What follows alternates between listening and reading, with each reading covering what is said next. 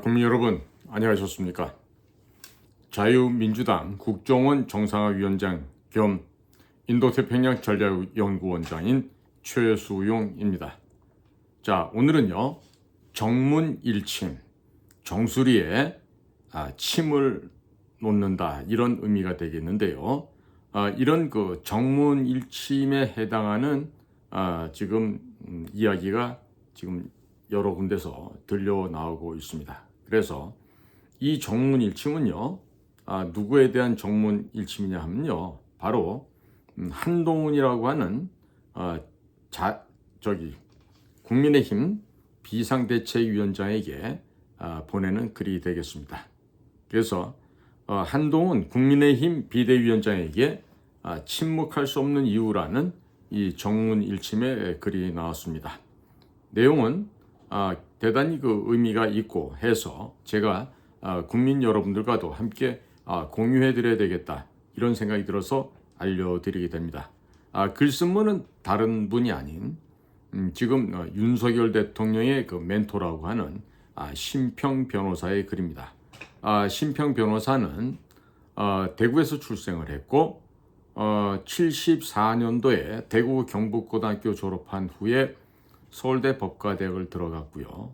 그리고 이후에는 사법시험에 합격해서 판사의 길을 걷다가 판사로서의 재임용으로부터 거부되는 바람에 판사를 그만두고 지금 변호사를 하고 있는 그런 분입니다. 그런데 이번에 한동훈 비대위원장이 대구에 있는 도태우 변호사에게 행한 일종의 폐악질이라 그럴까요? 아니면 정신머리 없는 정말 만행을 저지른 데 대해서 법대 선배를 떠나서 인생의 선배로서 또 법조계의 대선배로서 한동훈 비대위원장에게 지금 따끔한 충고의 말을 보내고 있습니다. 자, 총선이 이제 20일도 남지 않았는데 혹자는 한동훈 위원장에게 부족한 점이 있어도 그에 대한 비판은 적전분열이니 삼가야 한다고 말을 한다고 합니다. 그러나 여론조사에 나타나는 모든 지표는 심상치가 않습니다. 지난해 서울 강서구청장 보선에서 여권은 정치고관 여칭이라는 말을 만들어내요. 이를 어리석게 믿으며 여론조사를 무시하다가 결국 엄청난 참패를 당했습니다. 지금 국힘이나 대통령실은 여러 문제가 있고 이것들이 개별적으로 여론에 영향을 미치고 있습니다. 그런데 그 중에도 가장 큰 것은 한동훈 위원장이 사실상 국민의힘의 거의 완전한 1인 지배체제를 형성해 놓은 뒤 당무를 전횡하고 있는 것으로 보여집니다. 국민의힘을 바라보면 단색의 흐릿한 인상이고 반면에 야당 쪽을 보면 그 역시 안고 있는 적지 않은 문제도 불구하고 조국의 본격적인 정계 등장 이후 아연 활기를 띠고 있습니다. 색깔로 치면 화려하고 모습으로 치면 역동적이라 하겠습니다. 이 분명한 대비가 여론조사에 영향을 미치고 있는 것이 확연한데 이를 그대로 두어야 하겠습니까? 갤럽 조사에 의하면 국민의힘 TK 지지율이 일주일 사이 무려 12%나 급락하였습니다. 그 주된 원인은 한동훈 위원장이 저지른 것으로서 그의 주도로 경선을 거친 도태우 후보의 공천을 취소시키고 대신에 지역 정서와 많이 어긋나는 인물을 전략 공천으로 박아놓은 것에 있습니다. 이 점에 관해 오해를 풀기 위해서 조금 더 말씀을 드려보고자 합니다. 첫째, 도태우 후보 발언이 행해진 컨텍스트를 무시했다는 것입니다. 모든 언어는 그 자체로 완결한 의미를 갖는 것이 아닙니다. 그것이 행해진 컨텍스트를 살펴서 그 의미가 정해지는 것입니다. 도태우 후보의 5.18 민주화 운동에 관한 문제의 발언 당시 박근혜 전 대통령이 탄핵의 굴욕을 겪으며 비참한 나락에 떨어졌습니다. TK 지역에서는 이 지역 출신으로 위대한 근대화의 업적을 일궈낸 박정희 전 대통령에 대한 향수, 그리고 그의 따님인 박근혜 대통령에 대한 동정이 결합하여 두 분에 대해 강력한 심정적 동조화 현상이 나타났습니다. 이와 같은 컨텍스트를 도태우 후보 발언을 검토할 때 반드시 고려에 넣는 것은 마땅하였습니다.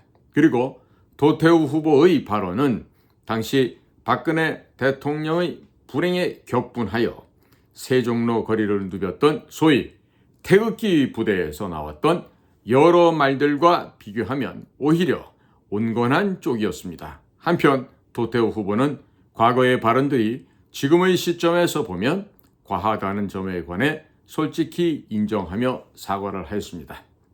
두 번째입니다. 지역 갈라치기와 지역 차별입니다. 한동훈 위원장이 도태우 후보에 대한 공천 취소를 공관위에 급히 주문하여 심야에 관철시킨 후 바로 몇 시간 지난 3월 15일 광주 방문 시에 저와 국민의힘이 5.18 민주화 항쟁을 어느 정도로 존중하는지 선명하게 보여드렸다고 생각한다면서 광주와 호남의 마음을 얻고 싶기 때문이라고 발언하였습니다. 박근혜 전 대통령에 대한 탄핵 정국에서 대구 경북 지역민들이 가졌던 애틋한 통분의 마음을 나 몰라라 식으로 외면하며 도태우 후보에 대한 공천 취소를 결행하였고, 바로 광주로 가서는 내가 이런 장한 일을 했어 하며 그 지역 주민들의 환심을 사기 위해 그 공천 취소를 이용하였습니다. 이 고약한 지역의 갈라치기와 차별에 분노하지 않는 TK 지역민 그리고 출향 인사들은 거의 없을 것입니다. 한동훈 위원장은 도태우 후보의 공천 취소 과정에서 당무 전횡의 위험성을 여실히 보여주었습니다. 한 위원장의 당무 독점, 전횡은 정당법이나 국민의힘 당헌에 어긋나는, 그리고 민주사회에서는 허용되어서는 안 되는 것으로 또 헌정사상 유례가 없는 일이라는 점은 이미 말씀을 드렸습니다. 당무의 전횡을 고쳐 다양한 색깔을 국민의힘에 입히기 위해 먼저 한동훈 위원장이 비대위원장직은 유지하더라도 총괄 선대위원장직은 국민적 신망이 높은 다른 분에게 양보하는 것이 시급하게 요구됩니다. 이 총선을 이기든 지든 혼자서 다 해나가겠다는 것은 망상이고 과도한 오만입니다. 자, 이상은 심평 변호사의 글이고요.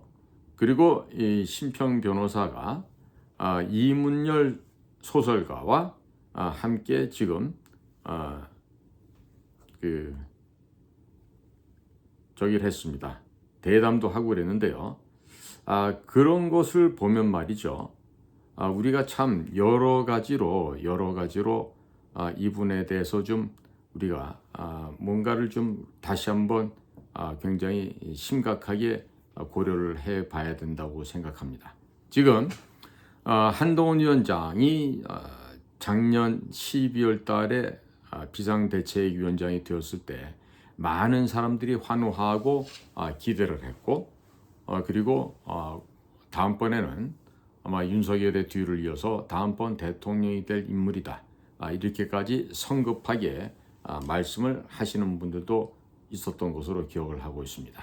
자, 그런데 국민 여러분, 좀 지나봤더니 이제 한동훈 씨가 갖고 있던 원래의 모습들이 이제 확연하게 드러나게 되었던 것이죠.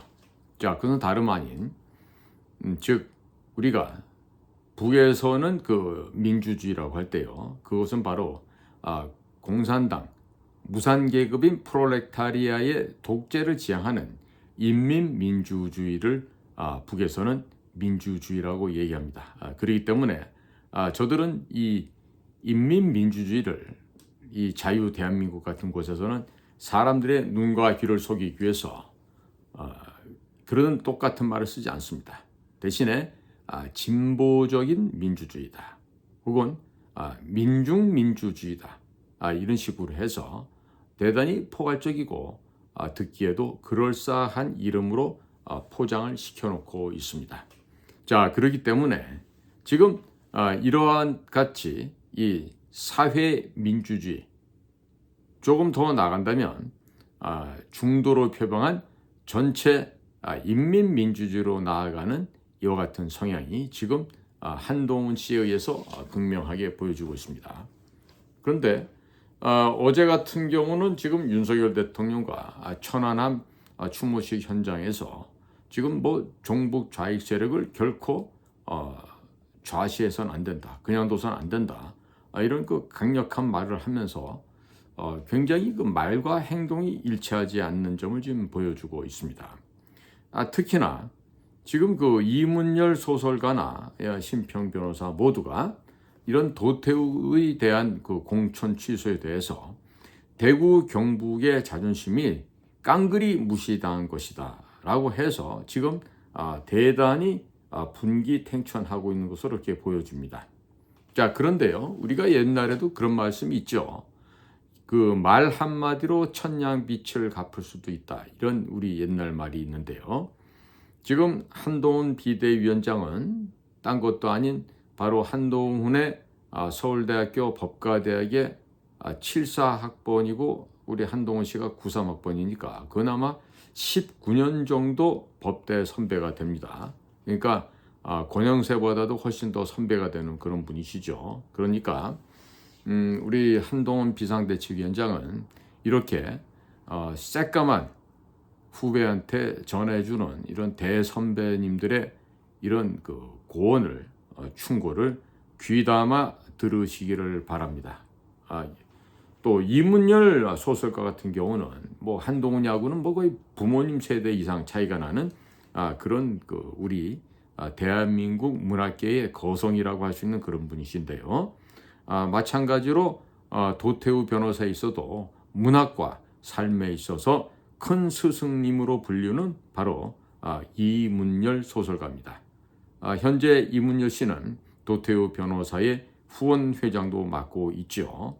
그리고 또 이 심평 변호사는 지나간 대선에서 윤석열 대통령을 공개적으로 지지하면서 윤석열 대통령의 멘토로 불리우는 그런 분입니다. 물론 뭐 그렇게까지 뭐 적극적인 뭐 멘토는 아니라 하더라도 최소한도 윤 대통령보다는 법과대학의 학번이 5년이나 빠르고 사법시험을 하면 뭐 10몇 년이 더 빠른 그런 대선배가 됩니다. 자, 그러면 이렇게 많이 배우고 인생의 경륜을 쌓은 사람들이 지금 헛소리를 하려고 이런 얘기를 하는 건 아니겠죠. 지금 뭐 언론지에 실린 내용을 보면은요, 이문열 소설가는요, 다 해놓은 공천을 취소하니 대구 사람이 아닌 나도 화가 났다.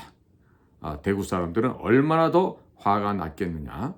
이런 짓을 하고 있는 국민의힘에 반드시 후과가 있을 것이라고 직격탄을 날렸습니다.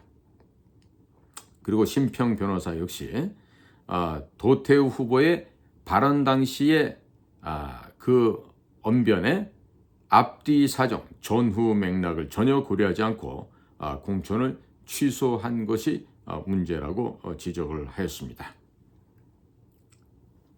자, 그러니까 제가 지금 앞전에 말씀드린 것처럼 심평 변호사의 충고, 그리고 이문열 소설가 같은 원로들께서 해주는 이런 이야기를 만약에 새겨듣지 못한다 하면요, 한동훈 씨도 이번에 4월 10일 이후에 그가 어떻게 될지 아무도 예상할 수가 없습니다. 그리고 제가 참 우리 한동훈 씨, 제가 뭐 과는 달라도 학교로 따져서 저보다도 한참 밑에 후배인데, 한동훈 씨가 기왕이면 저도 잘 됐으면 좋겠어요. 잘 됐으면 좋겠고, 또 공인을 떠나가면 또 집에 가면 남편이요, 아이의 아버지가 되고, 또 한동훈 씨도 남들 모양 행복하고 또 즐겁게 살아갈 그만한 인권도 있고 뭐 다 갖춘 사람이에요. 그런데 지금 제가 봤을 때는 그 너무나 사법 시험을 공부할 때 역사 과목 준비나 혹은 뭐 고등학교 시절에 대학을 가기 위해서 준비했던 역사 시험 준비나 이런 것들이 수박 겉핥기식으로 진행되었던 아주 말초적인 공부에 지나지 않았다. 이렇게 봅니다. 물론 저희 세대들도 고등학교에서 제대로 된 국사 시간에 현대사, 근대사를 제대로 배워본 적이 없어요. 그러나 저에게는 중앙정보부, 국가안전기획부라고 하는 이 대한민국의 이 두뇌와 신경에 해당되는 그 국가 최고의 정보기관에 제가 입부를 했기 때문에 그 안에서 여러 가지 훈련과 독서 또 토론을 통해서 저는 일찍이 공산당의 실체와 그리고 이런 여러 가지 사태에 대한 현대사에 있어서 많은 공부를 할 수 있었기 때문에 그런 헛된 생각을 하지 않고 살아왔습니다. 그런데 이 검사들의 이 가장 큰 핸디캡이요. 그 사법시험을 통과했다고 해서 본인들이 무슨 세상의 것을 다 아는 것으로 착각하는 데 있습니다. 요즘도 무슨 언론에 혹은 방송에 이런 걸 보면은 무슨 변호사 해갖고 나와서 많이들 떠들죠. 아니 도대체 그 법조문 좀 외워서 쓰고 그런 거 판례 따져가면서 공부한 것이 다인 그런 법조인들, 판사, 검사, 변호사들 도대체 이 자들이 무슨 지식이 이렇게 많습니까? 뛰어나면 뭐가 이렇게 뛰어납니까?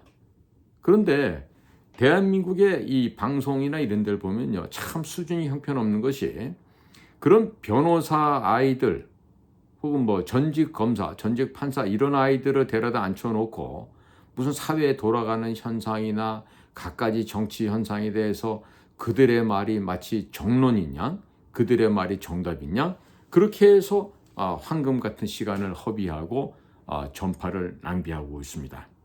자, 국민 여러분들께 제가 부탁드리고 싶은 이야기는요.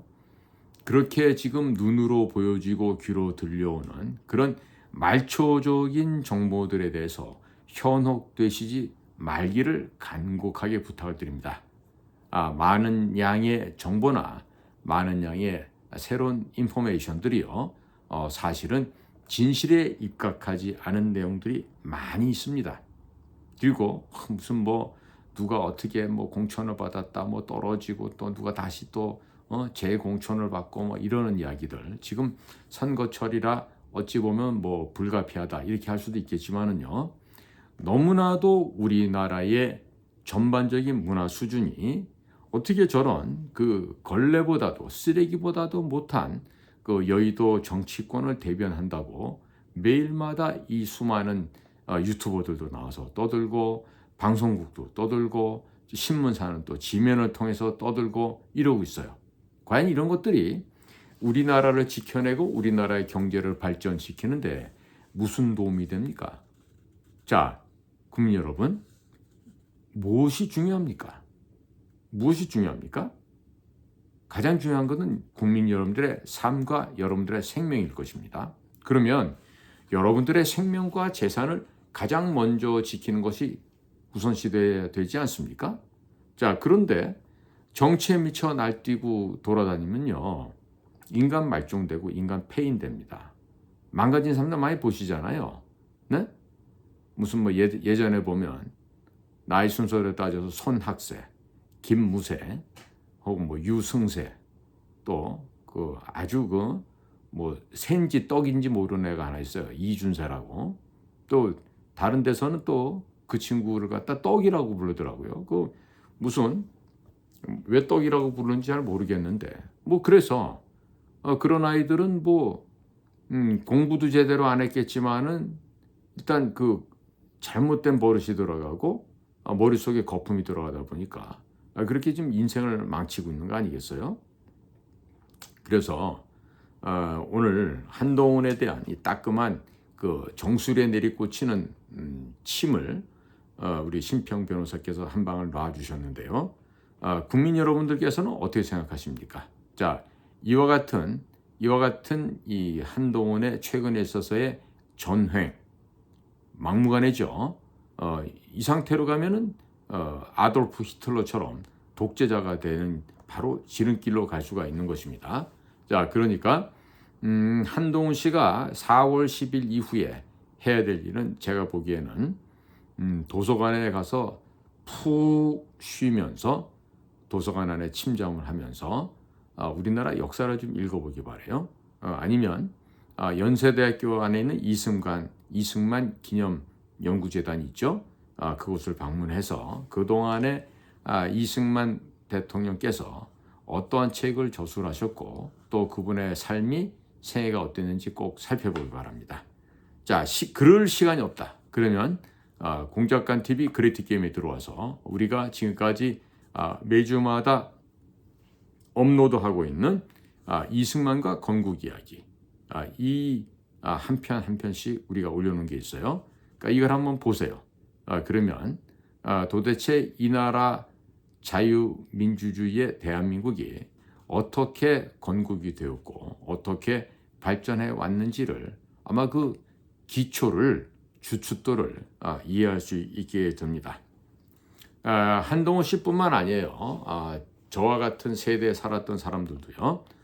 저도 그 관악 캠퍼스에서 공부할 때 보면은요. 자, 어느 과 학생들이 됐든지 간에 그 관악 캠퍼스 안에 와서 공부한다는 그것 때문에 사실 별로 똑똑하지도 않은데도 불구하고 본인이 우리나라에서 제일 잘난 줄 알아요. 그런 착각을 하고 애들이 학교를 다닌다고요. 그러니까 조금만 무엇이 안 되고 조금만 무슨 시험에 떨어지거나 이렇게 되면요. 애들이 전부 다 폐인이 되거나 바보가 됩니다. 그래서 저희가 대학 갈 때도 서울법대가 아마 한 350명? 380명? 그 정도 규모 됐던 것 같은데 그렇게 뽑아도 사법시험 붙는 아이들은 고작 많아야 한 3분의 1? 이 정도밖에 안 돼요. 자, 그러면 그 서울법대 나온 애들이 소위 고등학교 때까지는 뭐 학교에서 공부 제일 잘하던 그런 부류에 속했던 애들은 아니겠어요? 뿐만 아닙니다. 다른 뭐 인문대, 사회대, 뭐 자연대, 공대 이런데 뭐 의대 뭐 이런데 와서 공부하는 아이들도 다 학교에서 공부 잘했던 애들이죠. 자, 그런데 겸손치를 못해요. 고개를 숙일 줄 몰라요. 그저 저 잘났다고 이러고 사는데 지금 우리 동훈 씨를 보니까 아직도 관악 캠퍼스에 입학해서 아직도 그 머리 빳빳하게 세우고 그 인사할 줄 모르고 고개 숙일 줄 모르는 그런 가벼움과 교만함 그리고 거만함이 몸무게도 보니까 몇 푼 나가지도 않겠던데 거만한 무게까지는 아닌 것 같은데 교만함이지 가벼움 이런 것들이 지금 우리 한동훈의 머릿속에 너무 많이 차 있는 것 같아요. 내가 좀 비교를 해보면요. 같은 특수부를 해도 지금 금융감독원장하고는 이복현 금융감독원장 아시죠? 금융감독원장 이복현이 한동훈이보다 대학교 1년 선배입니다. 그런데 이제 이복현은 미리 그 CPA 공인회계사 시험을 합격하고 이후에 사법시험을 합격한 거기 때문에 사법시험 기수가 한동훈보다는 뒤에입니다.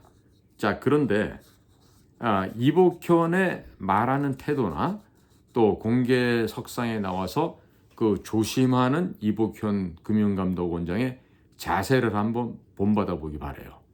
1년 선배지만 제가 보기에는 똑같은 검사 출신이라도 이복현의 그 겸손함을 이렇게 바라보고 있노라면은 참 가정교육도 잘 받고 벼가 익으면 고개를 숙인다고 했는데 우리 이복현 검사의 모습을 보면은 그래도 이 법대를 안 나서 그런지 제법 그래도 인간미도 있고 예의도 바르고 역시 가정교육을 잘 받았구나 이런 그 느낌이 확 전체적으로 들어옵니다.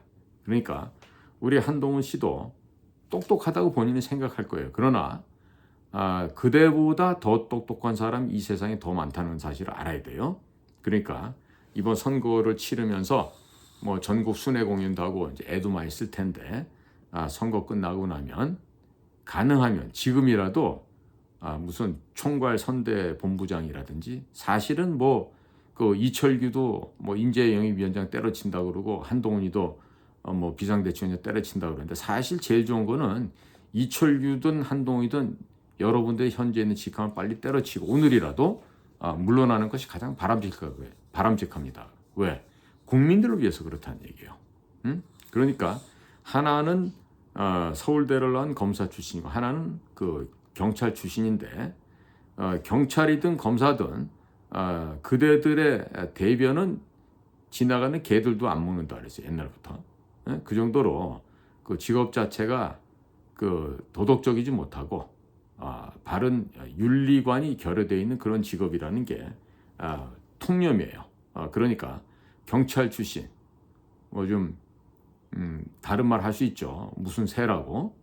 그 경찰 출신, 검사 출신 두 사람은요. 빨리 그만두고 나가는 게 그나마도 국민의힘이 이번 선거에서 한 자리라도 더 받을 수 있다. 그런 생각이 듭니다. 잘들 생각해서 지혜로운 판단을 하기를 바랍니다. 자, 오늘도 공작간TV 그레이트 게임과 신규 채널 인도태평양 전략연구원을 경청해 주셔서 감사를 드립니다. 저는 자유민주당 국정원 정상화위원장 그리고 인도태평양 전략원장을 담당하고 있는 최수용이었습니다. 감사합니다.